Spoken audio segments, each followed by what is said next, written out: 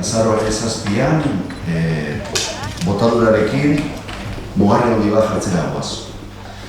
Eta mugarria da, ez batetik itxasontzi eder bat egin dugulako, baizik eta itxasontzi horrek dakan esanahia berreskuratu dugulako.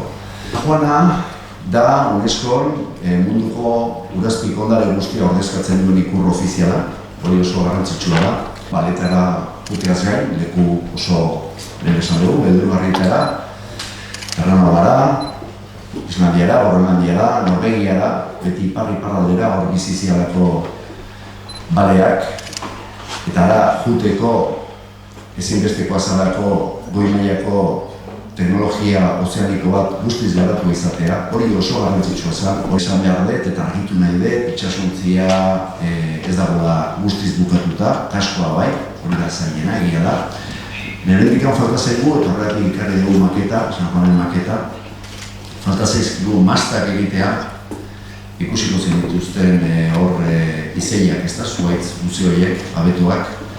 Horiek iratitik ikarri genitu, zareitzuko baiaratik, opari mazizkiduten aspaldian, eta horien mastak bihurtu behar ditugu.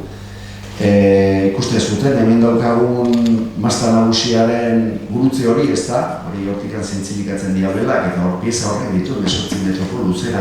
Baina esango nuke gaurkoa, behar bada, niri behintzat egokitu zaidan arrazoirik bereziena dela. Gaur hona ekarri gaituena urte luzez gure herriak eta hein handi batean gure herrialdeak ere itxaron izan duen momentu baten iragarpena dela.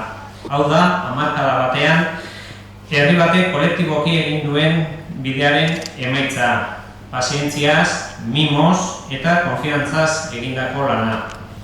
Euskaldunon ekintzailetasuna baita ere adierazten du historia honek. Itsasoa zen, Kanada eta Euskadiren arteko zubia, eta historia partekatu hori, mendeetan zehar urpean egondana, lan partekatu horri esker, uretara itzuliko da barriro laizter.